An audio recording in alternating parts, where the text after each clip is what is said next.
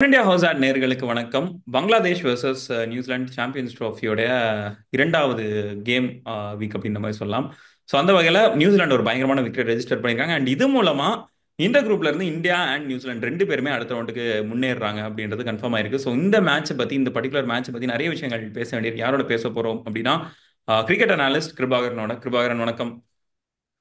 வணக்கம் bro. So இன்னைக்கு மேட்சை எப்படி பாக்குறீங்க நீங்க? அஃப்கோர்ஸ் ஏன்னா நீங்க எல்லாருமே சொல்ற ஒரு விஷயம், இந்த ஐசிசி டோர்னமெண்ட்ஸ் எல்லாம் எதுக்கு பங்களாதேஷை விடுறீங்க? அவங்க வந்து ஒரு ரேங்கிங்ல நல்லா வந்துடுறாங்க. பட் ஆனால் ஐசிசி டோர்னமெண்ட்ஸ் அப்படின்னு வரும்போது மட்டும் பங்களாதேஷ் பெர்ஃபார்ம் பண்ணவே மாட்றாங்க அப்படின்ற மாதிரியான ஒரு ஒப்பீனியன் இருக்கு. உங்களோட ஒப்பீனியன் என்ன? பங்களாதேஷ் வந்து இந்த பர்டிகுலர் மேட்ச்ல இப்படி இப்படி ஒரு ஒரு மோசமான ஒரு தோல்வினே நம்ம சொல்ல நினைக்கிறேன். இன்னொரு 5 ஓவர் மிச்சம் இருக்கும்போது ஈஸியான ஒரு விக்டரியா நியூசிலாந்து ரெஜிஸ்டர் பண்ணிருக்காங்க. இந்த கேமை பத்தி உங்களோட ஓவர் வியூ என்ன? ஸோ ஆக்சுவலா நீங்க சொன்னதுக்கும் ஆக்சுவலா நான் சொல்ல வர்றதுக்கும் ஒரு சின்ன டிஃபரன்ஸ் இருக்கு. ஆக்சுவலா நான் இந்த கேம் எப்படி பார்த்தேன் அப்படின்னா, ம். பங்களாதேஷ் ஒரு சைடு வந்து பங்களாதேஷ் ஒரு 20-30 ரன்ஸ் அடிச்சிருந்தாங்க அப்படின்னா ம். Bangladesh well on the game அப்படின்னே சொல்லியிருக்கலாம். ஏன்னா 260 அப்படிங்கிறது இங்க ராவல்பிண்டியில ஒரு பார் ஸ்கோர் அப்படிங்கிற மாதிரி தான். ம். அண்ட் பங்களாதேஷுக்கு இந்த மேட்ச்ல வந்து ஃபாஸ்ட் பவுலர்ஸ் நல்லா பெர்ஃபார்ம் பண்ணாங்க. ஸ்டார்டிங்லே 19 for 2 இருந்தாங்க. ஸோ ஒரு ம். 20-30 ரன் அப்படிங்கும்போது அந்த ப்ரெஷர் கொஞ்சம் இன்னும் சேர்ந்து பில்ட் பண்ணியிருந்தாங்க. ஒரு 30 ரன்ஸ் ஆன் போர்ட் போட்டிருந்தாங்க அப்படின்னா இந்த கேமோடைய ஓரளவுக்கு பங்களாதேஷ் ஃபைட் பண்ணியிருப்பாங்க. கேம் ரிசல்ட் மாறதுக்கான வாய்ப்பு கூட இருந்திருக்கும்.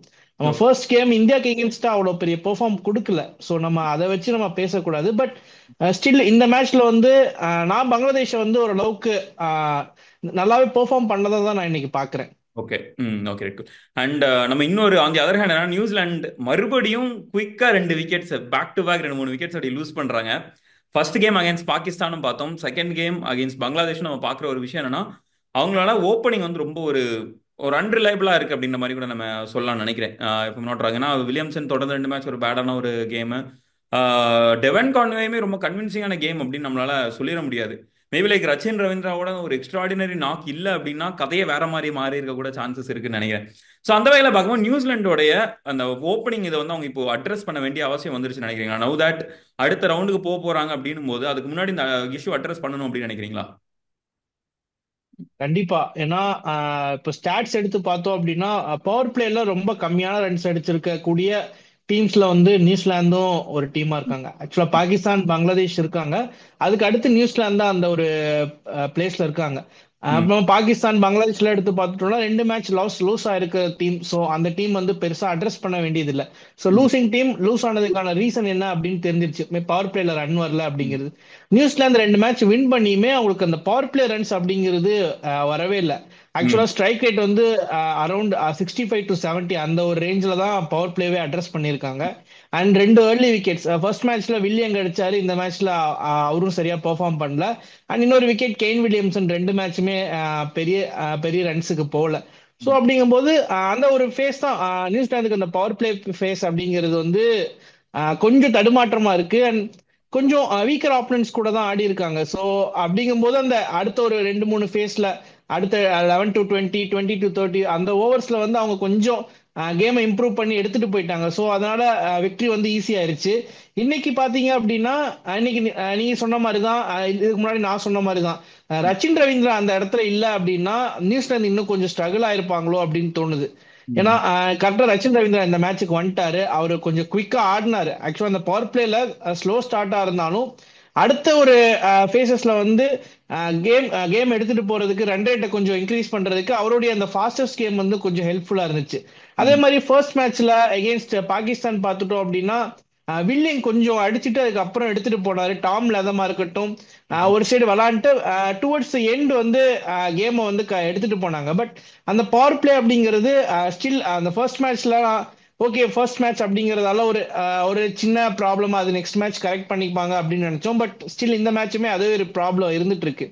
ஸோ 2 வீக்கர் ஆப்பனன்ட்ஸ் கூட விளையாடும் போது அடுத்தடுத்த ஃபேஸ்ல அவங்க இம்ப்ரூவ் பண்ணிட்டாங்க. இப்போ அடுத்த மேட்ச் இந்தியா கூட விளையாடும் போது அவங்களுக்கு அந்த பவர் பிளேல அதுக்கு அடுத்த ஓவர்ஸ் கேபிட்டலைஸ் பண்ண முடியாம ஒரு அடுத்த 20-30 ஓவர்ஸ்ல ரன் வராம இருந்துச்சுன்னா அந்த பவர் பிளேல பண்ண மிஸ்டேக் வந்து அவங்களுக்கு தெரிய வரும். ஸோ ஆல்மோஸ்ட் குவாலிஃபை ஆயிட்டாங்க. ஸோ அடுத்த மேட்ச் வந்து அவங்க திரும்ப அந்த மிஸ்டேக் பண்றதுக்கு அந்த மிஸ்டேக் சரி பண்றதுக்கு அப்படிங்கிற ஒரு மேட்சா தான் இருக்கும். ஸோ இந்தியா கூட விளையாடும் போது எப்படி விளையாடுறாங்க அப்படிங்கறது பார்க்கணும்.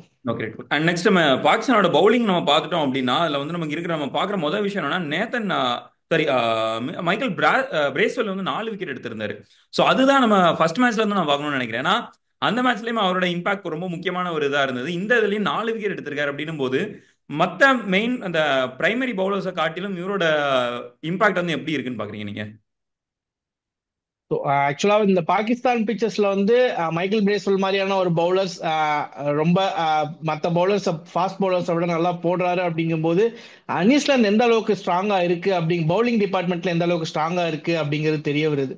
அண்ட் ம். இன்னொரு விஷயம், நீங்க லாஸ்ட் மேட்ச் நீங்க கேட்டிருந்தீங்க, லாஸ்ட் மேட்ச் நம்ம நியூசிலாந்துக்கு நம்ம தான் பண்ணோம்னு யா நினைக்கிறேன். யா. ஸோ ம். நியூசிலாந்துக்கு வந்து நீங்க பவுலர்ஸ் வந்து மிச்சல் சாண்டனர் எப்படி யூஸ் பண்றாரு அப்படின்னு நீங்க கேட்டிருந்தீங்க. ஏன்னா போன மேட்ச் நேதன் ஸ்மித் விளையாண்டுருந்தாரு, ஒரு பவுலர் ஷார்டேஜா இருந்துச்சு.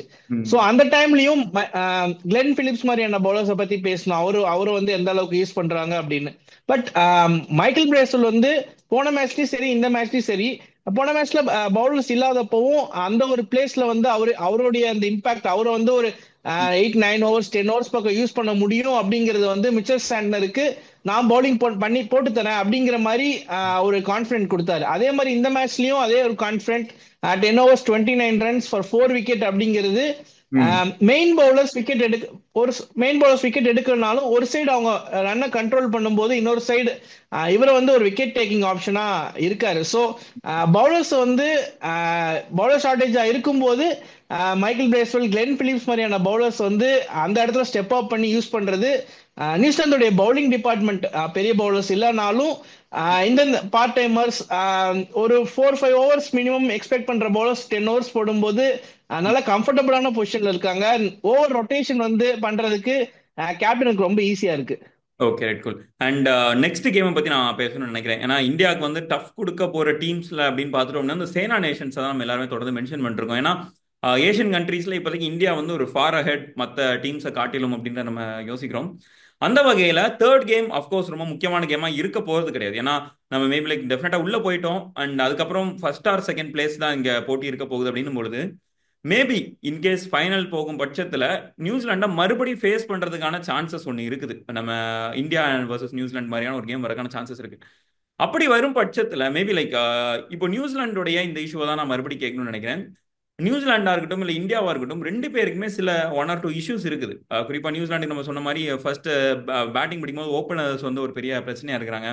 இந்தியாவில் வந்து நேற்று நம்ம முகமது ஷமியோட கேம் நம்மளால பார்க்க முடிஞ்சது. நேற்று வந்து விக்கெட் இல்லாமல் போற ஒரு இது இருக்கு, ஒரு ரிஸ்க் இருக்கு. மேபி லைக் இந்த மாதிரி குரூப் ஸ்டேஜ் மேட்சஸ்ல வந்து இந்த மாதிரி குட்டி குட்டி மிஸ்டேக்ஸ் வர்றதுக்கான நம்ம அஃபோர்ட் பண்ணிக்கலாம். பட் இதே இது நாக் அவுட்டோ இல்லை ஃபைனல் மாதிரியான ஒரு முக்கியமான டைம்ல இந்த மாதிரியான மிஸ்டேக்ஸ் ரிப்பீட் ஆகும் பட்சத்துல, அதாவது இன்னும் ரொம்ப ஒரு ரிலையபிளான ஒரு பவுலிங் லைனப்பா இந்தியா இல்லாத பட்சத்துல நியூசிலாந்துக்கு அகேன்ஸ்டா இந்தியாவா இருக்கட்டும் இல்லை இந்தியாவுக்கு அகேன்ஸ்டா நியூசிலாண்டா இருக்கட்டும் எப்படி ஃபேஸ் பண்ண போறாங்கன்னு நினைக்கிறீங்க ஃபைனலா இருந்தா?